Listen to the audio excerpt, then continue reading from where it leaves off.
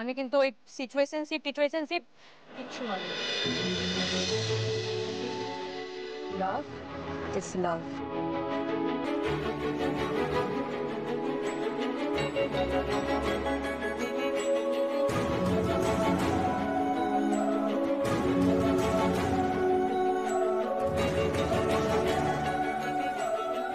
যদি সত্যিই ভালোবাসিস তবে একদিন পর জানা। আমি বলছি তো, তুই আগে নিজে নিশ্চিন্ত হয়ে তারপর আমায় জানা। বেশ। হে বাবা ভুবনেশ্বর, বলে তো দিলাম, তুমি দেখো আমার মন যেন পাল্টায় না যায়। একদিন পর যেন হ্যাঁই বলে বাবা ভুবনেশ্বর।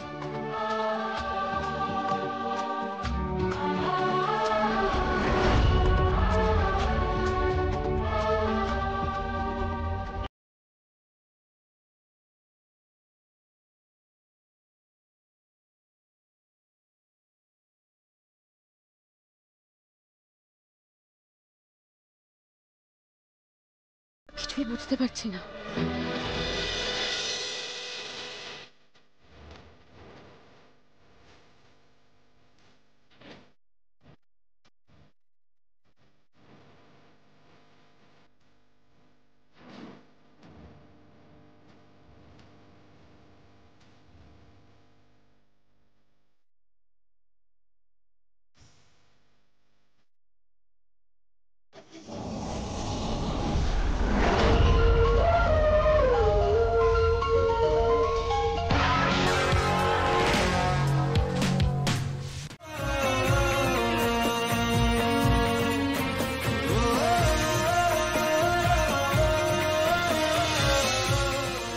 বলে তো দিলাম আমার মনের কথা, কিন্তু is Parul filling the same thing for me?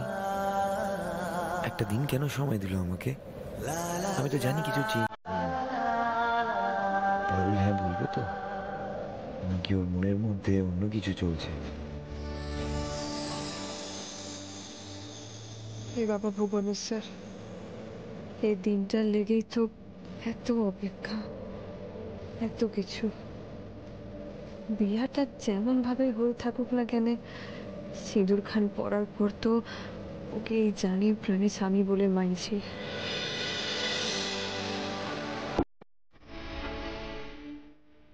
ভালোবাসা পাওয়ার কামনা তো সব স্ত্রীরই থাকে, বলো?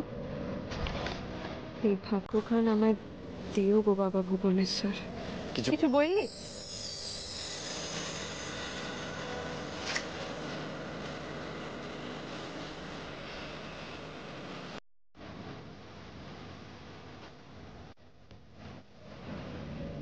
কি হবে একদিন পর? আমি আমার ফিলিংস নিয়ে তো কনফিডেন্ট।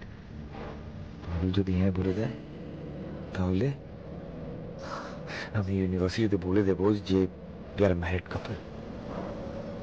My goodness, সবাই কি বলবে? ও ঠিক আছে, I will handle it. अरे प्यार क्या है, डर किस बात का? একদিন পর যদি তীরপিণ্ডটার মতি ঠিক থাকে তো ঝগড়াও করতে পারবো না এগুলো। ওকে মন খুলে গাল দিতে না পারলে যে আমার বদ হজম হয়। কিন্তু ভালোবাসার স্বামীকে কি কেউ গাল দেয়? ছি।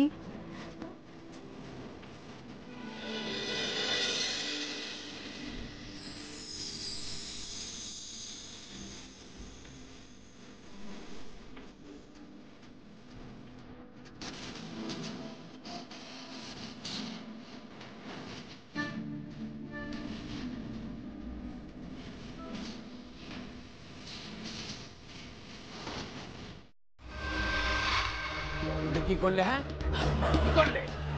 গুন্ডাগুলোকে উত্ত্যক্ত করে ছাড়বে। কদিন থাকবে ওরা জেলে? এরপর যদি জেল থেকে ছাড়া পায়, তোমাদের উপর প্রতিশোধ দিতে আছে, তখন ভেবেছো কি হবে? না না, ও কি ভাববে? আর কেনই বা ভাববে? ওর তো এখন রক্ত গরম, খবরের কাগজে ছবি উঠেছে, মন্ত্রী আমলারা এসে পিঠ চাপড়ে দিচ্ছে, আর এসবই তোর লোভ, তাই হচ্ছে।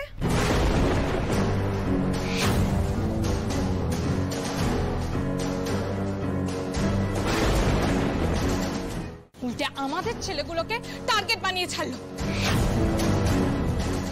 ও মেয়ে, ওর গায়ে হাত তুললে তো আবার ঝামেলা হবে, তাই জন্য তো ওর গায়ে হাত না তুলে এবার আমাদের ছেলেগুলোকে টার্গেট করবে।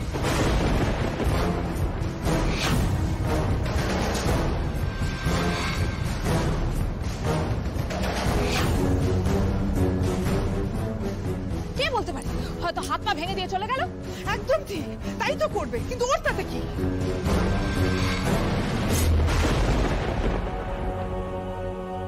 আশ্চর্য, সত্যি তোমরা আশ্চর্য।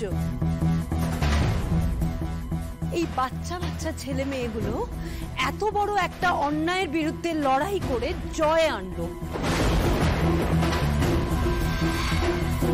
তার প্রতিদানে ওদের বাড়ির লোক, ওদের আদর্শ মানুষগুলোর কাছ থেকে কি জুটছে? ওদের ধিক্কার, কুৎসা, চিৎকার, তাই না?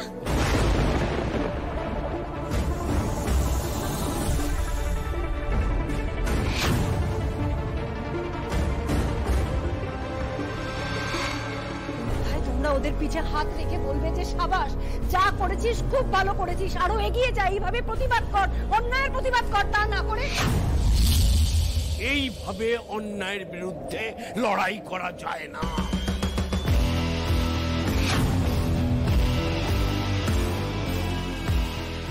এইভাবে হঠকারিতা করে কোনো সমস্যার সমাধান করা যায় না। এইভাবে বড়দের অপমান করে, অগ্রাহ্য করে সমাজ বদলানো যায় না। যারা পরিবারের বিরুদ্ধে যায়, সমাজের কোনো ভালো তাদের দিয়ে কখনো হয়নি, আর কোনোদিন হবেও না। তাই বলে বাড়ির লোকের ওপর হওয়া অন্যায় মেনে নিলেও যে সমাজের ক্ষতি হয় দাদু?